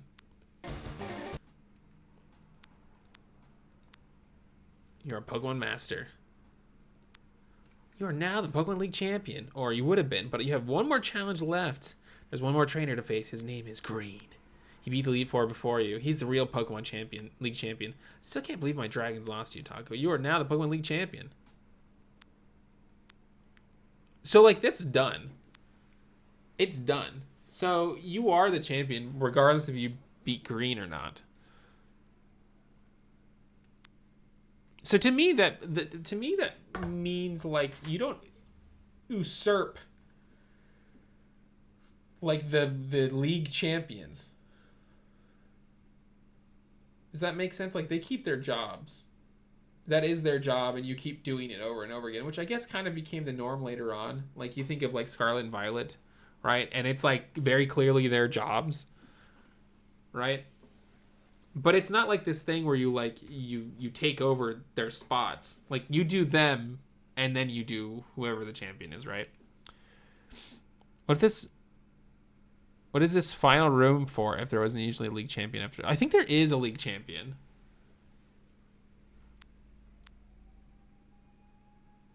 Or, like, maybe this wasn't... I mean, like, we have to play the original ones, but, like, maybe this wasn't, like, a big special room, right? It's interesting the Elite Four and type specials in general suffer from a bit of a more restricted Pokedex. For example, Agatha uses non-ghost types. Can be considered more of a poison type trainer. See, I don't think... I don't know if we talked about it last stream or I talked about it on Twitter or something. I don't think they were ever types. I think they happen to be types because of the restricted roster of Pokemon. But I don't think the teams were ever comprised of types. I think only gym leaders are types. With the exception of... What's his bucket? Giovanni. Giovanni to me is Kaiju. So Giovanni to me is Kaiju. Everyone else is types. To, like, teach you about that type or something. Right? But all the trainer classes are themed after their trainer classes. And, you know, some of them just happen to be the same type because of their theme. But the theme is what's the priority. So, for instance, the scientists have, like, sci-fi Pokemon. Like, have, like, man-made type Pokemon. But that could be a Magnemite. That could be a Grimer. Right? It's not electric type just because most of the stuff will get electric type. But then you get, like, Birdkeeper, which obviously all of his Pokemon be flying type. But that's not the priority. The priority is that he has birds. Right? Maybe Oak was the original champion. He had to invite the Indigo League at the beginning of the game. Yeah, why was he invited? I think he has a cut battle, and I think that just happens in his office. So I don't think that's like a Elite Four tied in thing. Yeah, why was he invited? I mean, he's just like important and famous, right? But yeah, like I don't think any of the Elite Four are type trainers. I think they're themed trainers. I don't know what Lorelei would be. Maybe her theme is ice type. Or maybe it's like freeze, and so like obviously it's all ice type or whatever. Maybe Agatha invited him? Yeah, I mean, like I could kind of see that because she's like inviting him and she's like, oh, well, he didn't come because he wanted to do stupid Pokedexes. Yeah, but why though? Why did she invite him if it's her? My rival should be strong to keep me sharp. While working on my Podex, I looked up all over for Pokemon. Someone in the Discord asked how Green got so far ahead of you. And I think there's two aspects to it. I think, the last time we saw him, I mean, granted, I saw him again on the way to Victory Road, but the last, like, canonical, for sure that happened time we saw him was Silphco. And I think we hurt his pride. So I think he went, like, ham on training his Pokemon after that. So I think that's why he's so far ahead of you. He said he was going to go do it, and then he did it, right? The other reasoning is the game opens up after Cinnabar Island. I had mentioned that before, where I was like, oh, I think the game wants, like the original Gen 1 game, right? Wanted you to go around and kind of like live in the world for a little bit before you go try and face Giovanni. And so like in that sense, you can kind of assume that's what Green did here too. Does that make sense? Like if you had played the original pacing of the original game, it wouldn't have just been like 5 feet to the end, right? I mean, you can still just go straight to Giovanni, and then straight to the Elite Four. But, you know, I feel like there's a lot more, like, I have, like, you know, anecdotally memories of, like, going around to, like, fill in those last 10 levels, right? Or if you're, like, little kid me, you know, more than just the last 10 levels, because I'm leveling up past the trainers. So, yeah, he's, like, super cocky. I beat him in 1, which I was shocked about. Why did I save this? I don't remember why I saved that. It can't be. You beat me at my best after all that work to become Pokemon League champ? My reign is over already? It's not fair. So he literally just got there. I never made any mistakes raising my Pokemon. Darn it, you're the new Pokemon League champion. Although I don't like to admit it, Taco. So you've won, sincerely. Congratulations. You're the new Pokemon League champion. You've grown up so much since you first left with Charmander to work on the Pokedex. Taco, you've come of age. Green, I am disappointed in you. Which is a little bit harsh. I came when I heard you beat the Elite Four. But when I got here, you had already lost. Green, do you understand why you lost? You have forgotten to treat your Pokemon with love and trust. It's like, that's why he's disappointed. He's not just being mean that he lost, right? He had to see for 5 minutes. I kind of feel like that is true. Who do you think our rival did the trade evolution with? Just somebody. If you have any evidence of something more than that, sure. But I just think the game is just kind of treats it like he lived a life, right? And also it's like, oh, how do I get that Pokemon when you see it? You know, that kind of thing. Without them, you'll never become champ again. It's the bond you share with your Pokemon. Come with me.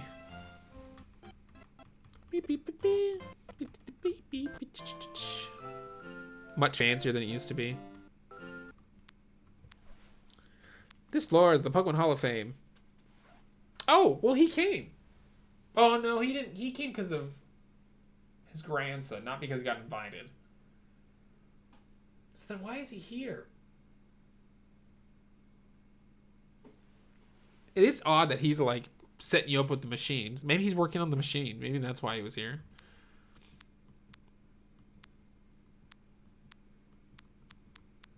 Or we're just overthinking it. Oh, yeah, here's my Pokemon. Woohoo! This is who I beat it with. My half, like, canonical squad. My Pikachu, my Charizard, my Snorlax. And then my half Ducks. Porygon, Farfetch'd, and Golduck. Nice squad. Thank you. He was here to celebrate the rival's victory, but didn't make it in time, I guess. Yeah, that's why he's here. But, like, I was just wondering if it tied into the beginning at all. And, like, why he, like, is taking over the facilities. He's like, let me show you how to work this machine that isn't mine. Was the Ducks intentional or just happenstance? Whenever I play Pokemon, I always play by my gut. Whatever Pokemon is, like, I'm latching on to, it's not even like it's like almost like an internal story, right? It's like, oh, this is the most interesting Pokemon for what is happening right now. And so I'm like, oh, I latch onto this. And so, like, I don't like consciously choose my Pokemon. With some exceptions. I always like having Pikachu. I generally like having my starter if I like my starter, right? And then, you know, there'll be some, like, sometimes like an event Pokemon. Like everyone got, in ZA, everyone loved their Heracross. What was his name? Like, it wasn't Ducks. It was like Benny or Benz or something like that. Or Boyce. Yeah, there we go. Boyce. Did he have to walk you through Victory Road? Did he have to walk through Victory Road? I doubt it. I'm sure he got like a car or something. That one girl would be so proud of her Chiding being champion. Yeah, and like Chiding is one of those event Pokemon, right? You just get attached to it. I've never had a Farfetch'd before. I mean, I've had Farfetch'd, but I've never had... I had a Surfetch'd. Beat Elite Four once. But never a Farfetch'd. you know, because if I pick Pokemon I like love every single time, I'd have a Scyther on here, you know, stuff like that. So, 54 hours and counting. We still got more. 54 hours. What was your guys' times? Do you remember? That is a long time to play this game. I think the game's like 40 hours, so I did like an extra 20 hours. 25 hours. Again, we're not done yet, too. 60 hours. Cool. Cool cutscene. I think, oh yeah, they have box art. This is the Japanese box art. They have box art sprites. And it's interesting because I've done a sprite this size of Charizard, and I'm like, oh, I wouldn't have done Charizard this way. This Venusaur, I think, is like a perfect sprite. The Blastoise. Yeah, that's what the box arts look like. Cool green sprite. That is the yellow Japanese box art Pikachu. The end. Oh, don't look at that. Oh, I did, just so you guys know, I did play a little bit of Pokopia because there was a Sudowoodo event. I just did that real quick. I'm trying to use mostly ones I hadn't used in Kanto. Picked up a Magnemite. I wanted to get a Magmar. I don't think I saw a Magmar. I wonder if that's like just not available to me. I'll trade someone for a Magmar. That'd be super fun. So I did not add any of the images. So we're going to go through the Discord and do this. Who's Daniel in chat? I always forget. Daniel is somebody in chat. I have a guess, but I don't want to get it wrong.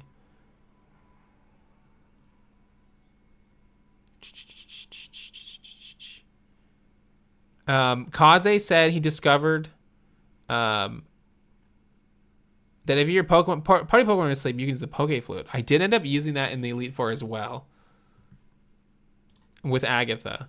Magmar is LeafGreen, I think. I think you're probably right. You missed out on the pseudo event. You can change the time to get back to it. Just FYI. I did not know that, but I saw someone mention that.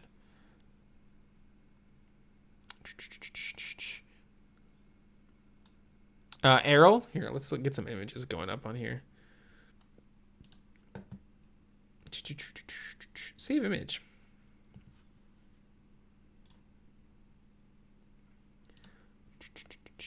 So this is spoilers. You guys broke the rules, but we'll allow it because it's like barely spoilers. It's like seconds later spoilers, and I'll show you in a second. I want to show people's teams. Yeah, 2 people spoiled something. You weren't supposed to do that. I'll show you. But it's fine because we missed a whole week. So if you continued on, it's not a big deal. And again, you'll see it's only seconds later.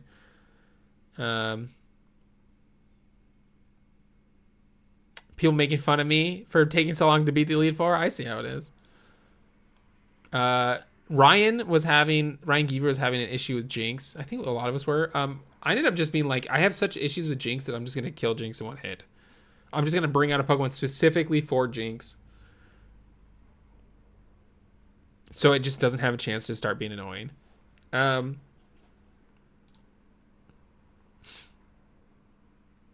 no, you're in trouble.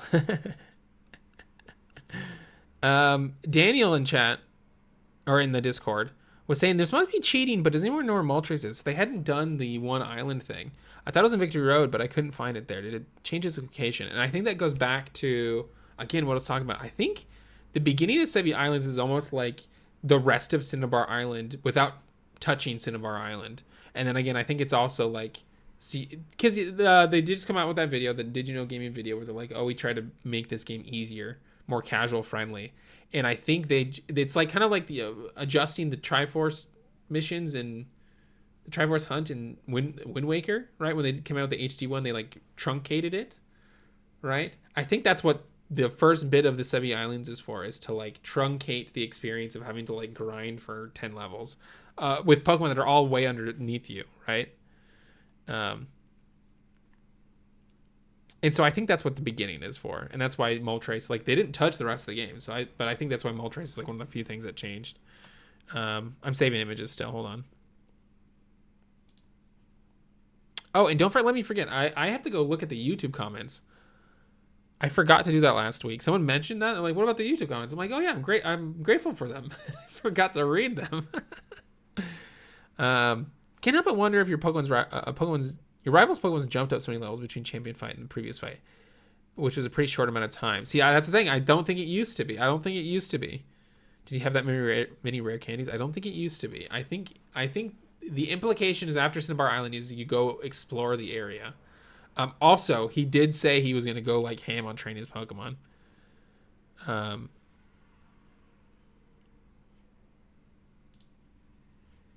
Okay. Here we go. Let's upload these images, shall we?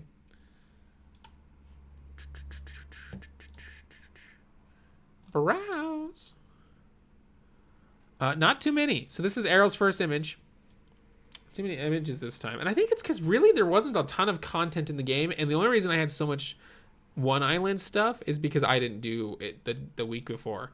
So the Elite Four by itself, not like a lore dump per se. Like obviously it's part of the story, but it's like more overt than something you figure out, right? So this is Errol. Oops, wrong button. This is Errol's Lickitung. I'm scrolling back up to the Errol part. Your team is under-leveled. This is a quote. Right, your team is under-leveled and improbably type matched? How could you ever hope to defeat me with your Lickitung? Well, that's the thing. Mark loves spicy food, and he's like licking up the spicy food. I think that's funny. Okay. All right. Next one. I think... Oh, this is Kaze's final team. That's such a nice team. Kaze. Just like visually, you know what I mean? There's a lot of like it feels like a final Gen 1 team. That's a 6 quad. I agree. It just feels right. Very cool. I think that's very, very cool. Very iconic. I agree. And it's not like obvious choices. Like obviously Snorlax and Venusaur. Well, honestly, just Venusaur, right? Venusaur is like the only like default one, right? Like the other ones, you don't necessarily like teams don't necessarily have to have them on the team. I feel like mine is a little bit more obvious, right? I think this is Errol's team. Oh, I didn't label which one was which. Hold on. This is Errol's team. Yes. Also, just a bunch of kaiju, bro. I think all but 2 are kaiju. I mean, you could argue Snorlax is a kaiju, but I think Snorlax is just a person, right? Snorlax is just based on a person, and like maybe Totoro. You could argue Totoro is a kaiju, right? Still a great team. Also visually well balanced. I think Blastoise's sprite in this game looks so kaiju-y. Right, here's another one. So this is the spoiler that no one was supposed to do, but they did anyways. You're supposed to save and finish after you beat the Elite Four, obviously. But 2 people posted this, and it's not a big deal. We missed a week. This is, like I said, it's literally seconds after. It's not a big deal. It says, Errol had a marvelous battle with the champion. So I guess, and someone else posted this as well. That's how they describe the recap of the champion. It was a marvelous battle, which I think is interesting. Okay, and then I think it's the last one. This is... Oops, I keep in the wrong tabs. This is... Oh, I did miss another... Hold on, I missed another one. There's actually another one. Hold on.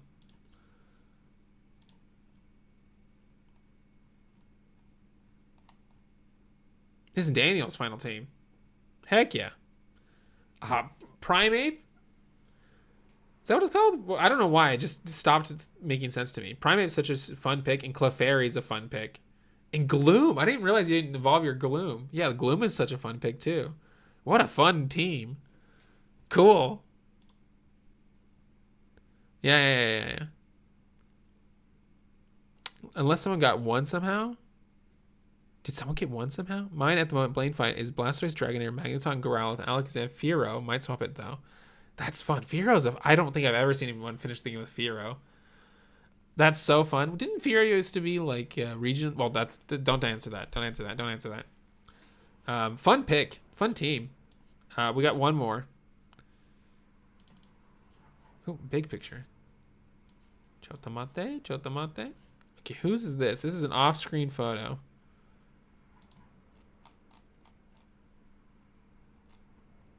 Oh, it was Ryan Geevers. Cool. They just caught up. So that's why we haven't seen a lot of Ryan Geevers stuff, is they just caught up. Oh man, Kabutops is so fun. Venomoth. I've never seen anyone finish with Venomoth before. Or Marowak. I mean, obviously I finished with the Golduck as well, but this is a really interesting team. I want to know why they chose the Pokemon they chose.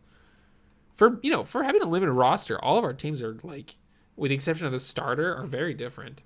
Granted, a couple people have Raichu, a couple people have Golduck, right? But the overall vibe of the teams are all very different. A lot of Pokemon leaning forward. Your entire team is leaning forward. That's so funny. Golduck's leaning forward, Marowak's leaning forward, Raichu's leaning forward, Kabutops weren't leaning forward. I just forgot to say Venomoth's leaning forward, Venusaur's leaning forward. Everyone's leaning forward. Okay, I'm checking. A lot of people are just talking about how much trouble they had with their Elite Four experience.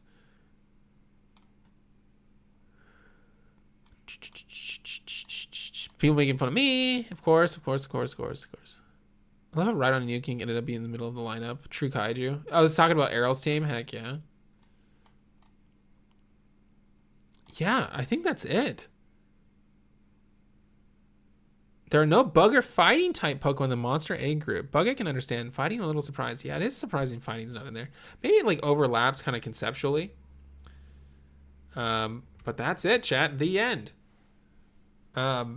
We will continue next week. Join the Discord if you want your images to show up at the end. If you want to like update us on stuff, you can go back. We've already talked about this with previous people. You can go back and add stuff to previous weeks, and I'll add it to the show at the end.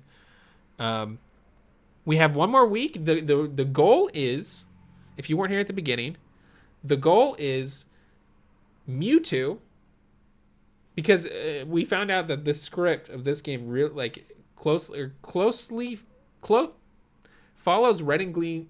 My God. Red and Green more closely than the original Pokemon games did, Red and Blue in America. So we're kind of treating this as like a almost pseudo Red and Green book club, because we're actually learning more about Red and Green than if we went back and played Gen 1, as far as the script goes. So in that sense, the end is Mewtwo. So I have no idea how much of the islands are before or after Mewtwo. So the only goal for the last week, so next week is the last week. The only goal for the last week is to get Mewtwo. Anything else is bonus. And you can keep going. You can go as far as you want. I'm going to try to go as far as I can. I want to try to get all of it. I really want to talk about some of the event stuff that I've never done before. But if it doesn't happen, it doesn't happen. It doesn't mean we won't talk about it. It doesn't mean we won't, do more streams about it. And we can talk about it on the streams, or like have a place where people can leave comments, right? But eventually it'll all be one entire video. Where like, people can leave comments indefinitely. But at the end of the day, or at the end of next week's stream, the stream after that is going to be the actual end to the FireRed and LeafGreen book club, where we watch Pokemon Origins in my Discord and discuss that. So same time as this, 2 weeks from now will be the like true finale, which is watching Pokemon Origins, because that's technically someone else's interpretation of Gen 1. So, you've got Gen 1, you've got FireRed and LeafGreen, and then you got Pokemon Origins. It's like almost like the third, well, I guess then there's Let's Go as well, but it's like the third remake before Let's Go, right? So we can see someone else's interpretation of the story. And I'm excited about that. Glad I'm not too far back. Hopefully going to be able to catch up fully by next week. I mean, no pressure if you can't. I had issues with, catching up myself as well. Svazon, hello. Congrats on beating Pokemon Troze. FireRed Gale of Pokken. I was like obsessing over Pokken yesterday. I just get like latched on to things.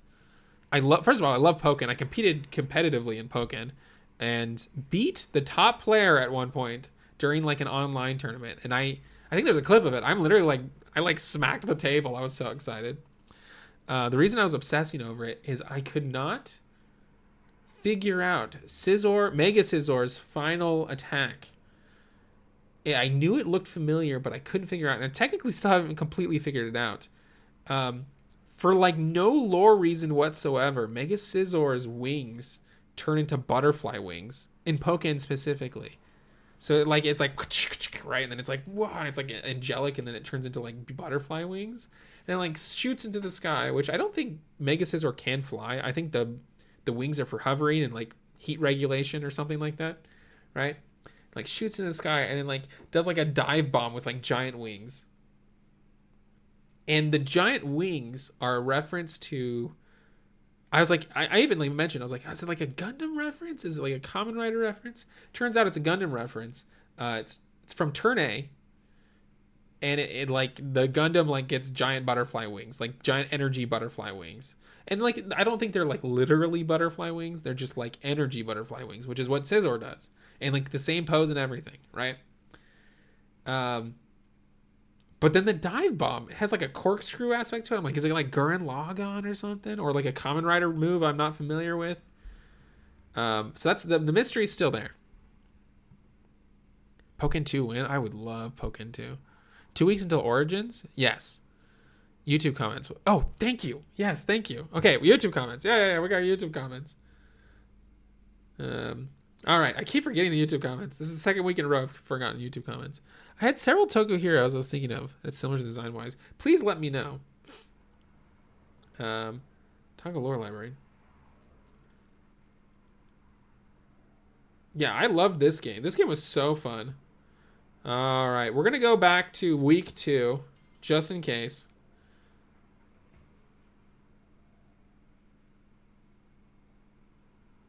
I think, okay, so yes.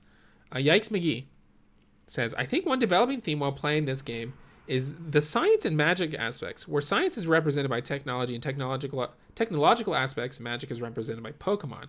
There was one reading here that this relationship is adversarial. Scientist is conquering magic. Science via Pokeballs and Bill's PC are capturing and holding magic via Pokemon. Silph accomplished what the channelers cannot, helping with spirits. Science allows people... I see what they're saying. Science allows people to control Pokemon via trait evolutions or Bill's gene splicing. Lieutenant Surge went to war where Pokemon presumably died around him. There's yet another reading where science, magic are not so different. In this reading, magic of natural Pokemon and the science of created Pokemon are not at odds but collaborative. Grimers live in cities because technologically created pollution and pollution created Grimers. I'm interested to see where this theme goes, and this is back in week 2. I'm just also interested in this theme in a broader series. Let's be on the scope of this class. I think...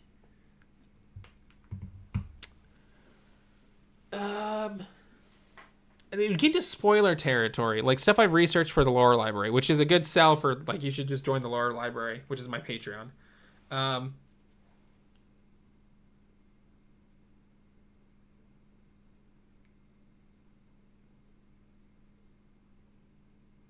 It's like interpreting the same core but differently.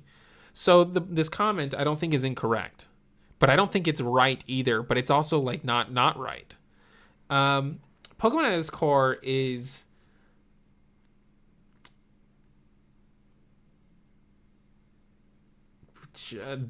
the Twilight Zone is the best way I can put it. So the Twilight Zone is like, here's this sci-fi story for today and something's a little off, right? That is what Pokemon at its core is based on, because that's what Ultraman at its core is based on, and Pokemon is based on Ultraman, right? Something's a little off, right? It's like a sci-fi, it's not quite a thriller, not quite like a horror story. It's just a little off, right? And so, like, in a sense, that is like science kind of going wrong, and then you got a Grimer, right? Oh, the X-rays from outer space have come down and created Grimer because it's humans' pollution's at fault here, right? Like, which is true. But I think it's just like it's just like I keep trying to say X-Files, which is why I'm taking long pauses. It's like a Twilight Zone. So, like, you know, you could argue Twilight Zone is that, and like I think you would be right in a sense. But like it's just like that's like almost like a whole genre of sci-fi, right? So, you know, to what degree is like, you know, we're giving them too much credit or not enough credit or whatever, right? Like I think the comment's not wrong, but I personally wouldn't phrase it that way. But, you know, like that comes down to like the we're interpreting the curtains, right? Like we're allowed to interpret the curtains as blue, right? Like that's, what does that mean? And so, like, you know, neither interpretation is wrong as the reader. Does that make sense? So I'm just happy we're interpreting the curtains as blue and kind of on the same page, right? Question: if when we do a Gen 2 book club, would we be limited to gold, silver, or would it be crystal? I don't know. I really don't know. I'm kind of hoping. I'm kind of hoping they choose for us. I would love to do crystal, but like that's like not accurate to like the release of the games. Like I would not learn enough about Gen 1 and Gen 2 if I did crystal, but I would just prefer to play crystal, right? So I'm thinking if it comes to NSO, if all three come out at once, I think we should just do crystal, because we can't trade anyways. If it's just gold and silver, then we'll just do the versions, right? So we have more Pokemon comments. We've got 3 on this video. Oh, this is me talking about how I missed the comments. Okay, I have to share this somewhere because it had... hold on. This is 8 days ago. So this is not the right one. I don't know if this matters, but I think other games down the line help confirm which Gen 1 Mons aren't Kanto natives, but I think it's confirmatory to the clues talked about in the game. Some trade gift-only ability. Yes and no. Yes, in the sense that like when they're like repairing or they're like building in the actual Pokemon lore. Like, this is what Pokemon lore actually is, and they're, like, writing it down for sure. I think, yes, Pokemon get confirmed on, like, where they're actually from, right? So that's true. But in the context of what the developers were thinking when they were making the game, I don't think the future decisions were accurate to that. So it's kind of like, it doesn't matter. We're not spoiling anything, because I haven't seen the movie. We're not, talking about Mario Galaxy or whatever. But like, my vague memory is the storybook was a certain way, and I don't think, as of even Mario Galaxy 2, that's true anymore, right? But as of Mario Galaxy 1, I think there is a story, but that's why it's so contradictory to other future Mario Galaxy stuff, right? I think they changed their minds. But what we're doing is we're in the sense of Pokemon, we're only talking about Gen 1 / FireRed and LeafGreen. Right? We're only talking about Mario Galaxy, right? As if the other games don't exist. We're back in 2007 or whenever Mario Galaxy came out. We're back in 1996 whenever Pokemon came out, right? Even 2003 or whenever this game came out. Like, we're back there. Like, time has not progressed. What is the answer right now, right? And then here's another one. I have to share this somewhere because it had me personally laughing. You can use the Poke Flute inside a battle when it wakes up your Pokemon. Yes. But you can also use it when no Pokemon are asleep. I fat-fingered this and the message that plays when you use the Poke Flute inside a battle with no Pokemon is, now that's a catchy tune. So I can't help but imagine that Red, after beating all the gym badges halfway through his grueling battle with Lorelei, decides that instead of a Pokemon battle, he's just going to impress her with his flute playing. That's very funny. I did not know that. And I'll check one more. Is that right? One more. All right, yeah, we're caught up. All right, chat. Are we all on the same page? Next week is just, the only requirement is getting Mewtwo. The rest of it is get as far as you can get. So, like, maybe I beat all of it. And so, like, if you want to be here for the whole meeting, beat all of it. Maybe I only get up to Mewtwo, maybe Mewtwo's 5 minutes later, and then I get busy and then don't do any more. You know what I mean? So, like, maybe you'll beat more of the game and we won't talk about it at all. But yeah, next week, the only requirement is Mewtwo, and then as much as you can do.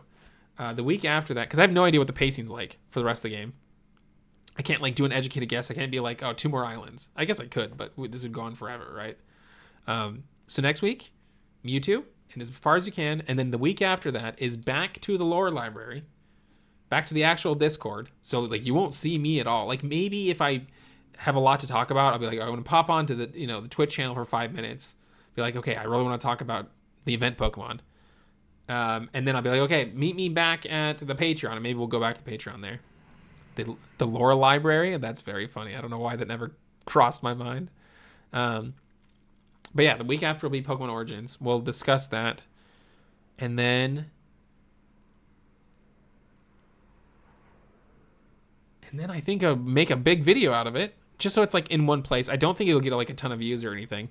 But it'll just be like this, this discussion that we've had for probably 10 hours now, just all in one giant video, so people can watch it.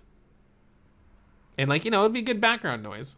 I think this has been some of the most fun stuff I've done on Twitch ever. I feel like I don't even feel like I have. I've totally learned a lot more about this game than I had before. And a lot of it, I had inklings of, right? Whenever I'd hear people talk about there's no story in Gen 1. Because remember, this is Gen 1 story. None of it changed. Stuff was added to it, but none of it was changed. I'd be like, what are you talking about? There's tons of story. And now I know even more than I knew before. It's 3 o'clock, so a lot of Japanese news sites are updating right now. You can hear that vibrating. Yeah, that's it. All right. I'm stalling because I'm enjoying myself, but that's it. Bye, everybody. Take care. See you later. See you later. Bye-bye. See you later. Bye-bye. Thanks for coming. Bye-bye. See you later. Bye-bye.